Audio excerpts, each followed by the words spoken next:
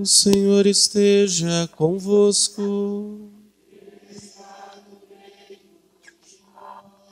Proclamação do Evangelho de Jesus Cristo segundo Mateus.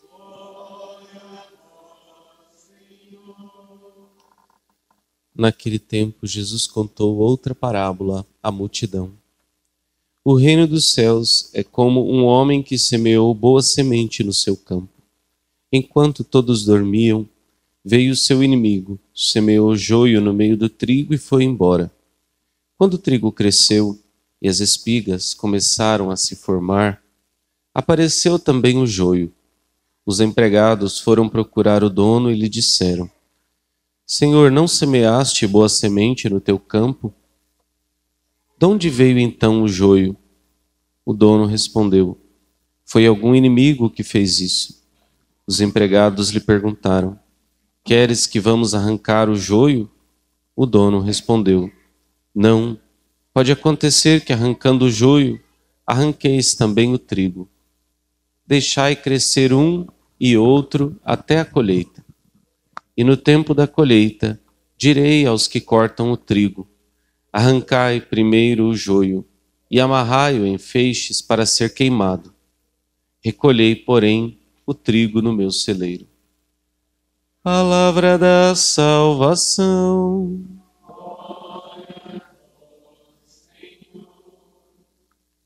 Vinde, Espírito Santo, vinde, por meio da poderosa intercessão do Imaculado Coração de Maria, vossa amadíssima esposa. Amém. Podem sentar, irmãos, por favor. Meus irmãos, neste 16º domingo do tempo comum, nós temos a alegria de ouvir esta palavra de Jesus, que vem nos garantir que Ele cuida daqueles que Ele semeou neste mundo.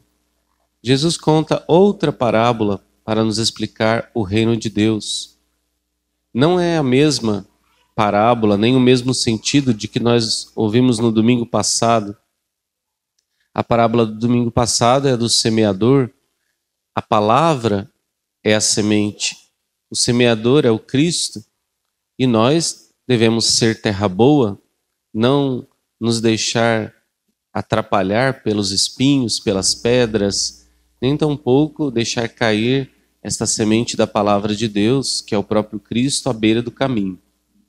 Hoje Jesus conta outra parábola, que é também uma parábola de um semeador, que semeia boa semente no seu campo. O campo é o mundo. Jesus vai explicar aqui mais para frente, conforme a versão mais longa desse Evangelho de São Mateus, no capítulo 13. Ele vai dizer então, a partir do versículo 36, quando os discípulos dizem: explica-nos a parábola do joio. Então Jesus responde: aquele que semeia a boa semente é o Filho do Homem. O campo é o mundo. A boa semente são os que pertencem ao reino. O joio são os que pertencem ao maligno. Então, de uma forma muito clara e concisa, Jesus vai dizer o que significam cada um dos elementos desta parábola. O inimigo que semeou o joio é o diabo. A colheita é o fim dos tempos. Os ceifeiros são os anjos. Como o joio é recolhido e queimado ao fogo, assim também acontecerá no fim dos tempos. O Filho do Homem enviará os seus anjos e eles retirarão do seu reino todos os que fazem outros pecar e os que praticam o mal, e depois os lançarão na fornalha de fogo. Ali haverá choro e ranger de dentes. Meus irmãos, nós vemos no meio da igreja, que é o lugar do povo santo de Deus, os santos que nós conhecemos e aqueles cidadãos do céu que nós também nem sabemos que estão lá, eles completam esta plantação bonita de Deus. Quando Deus nos dá a graça do batismo, Jesus nos ensina a batizar em seu nome, então Ele nos faz santos, nos faz trigo. E o inimigo de Deus, o diabo, com os seus anjos rebeldes, vem de uma maneira astuta, de uma maneira muito sutil, imperceptível, à noite, quer dizer, de uma maneira que nós não podemos perceber enquanto nós dormimos, enquanto descansamos, quando nós não estamos vigilantes, o diabo semeia o mal no mundo. E ele consegue muitos seguidores. O nosso mundo está cheio de seguidores do demônio.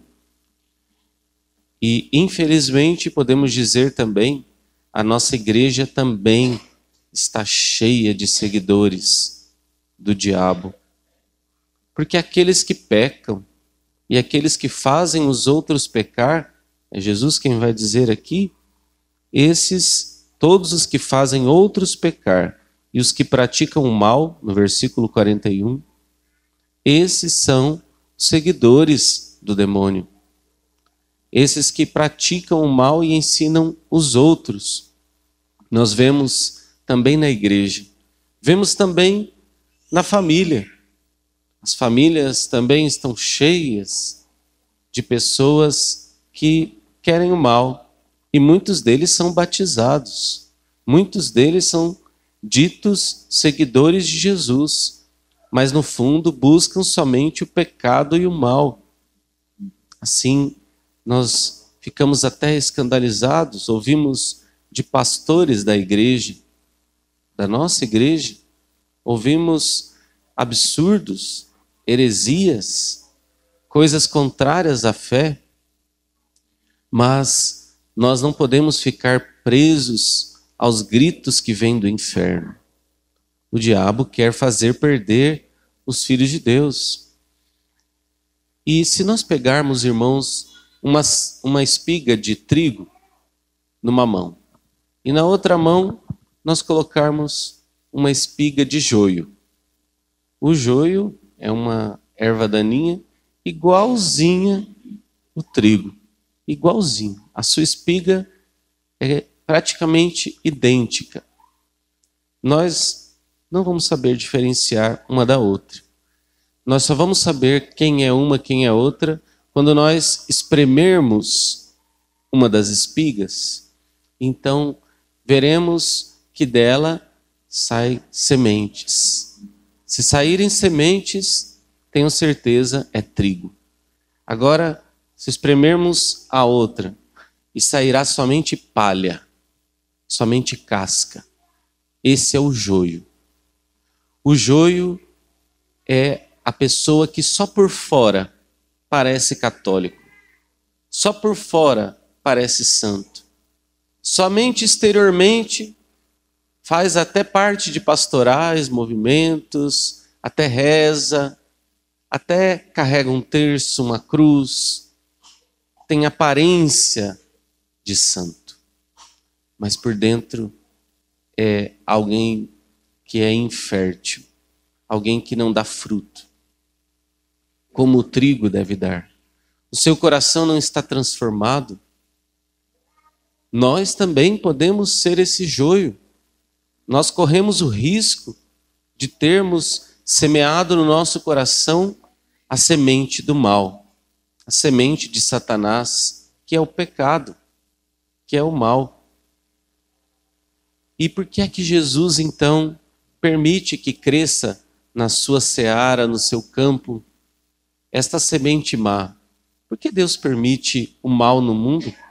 Por que Deus permite que o diabo caminhe no nosso meio, até possua a vida de algumas pessoas?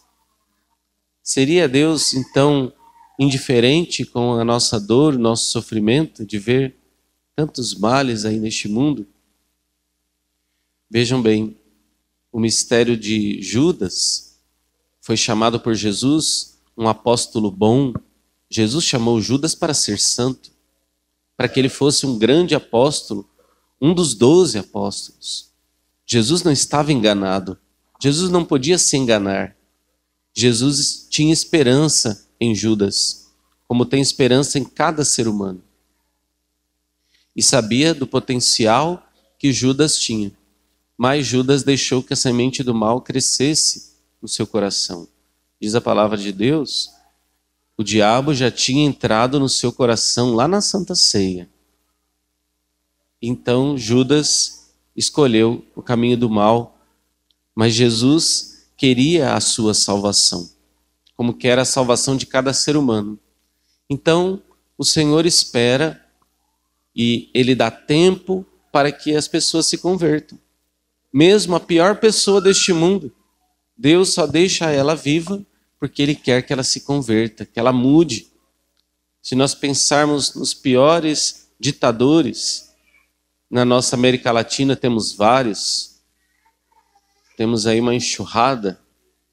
Se nós pegarmos esses ditadores políticos, e muitas vezes pode dar vontade nos cristãos de falar, destrua logo, Senhor, essa pessoa. Mas por que Jesus não destrói? Porque se destruir vai sair somente palha. E Jesus quer que o joio se transforme em trigo. O joio pode se transformar em trigo. Ele pode, no reino de Deus, sim, é possível. Então Deus tem paciência.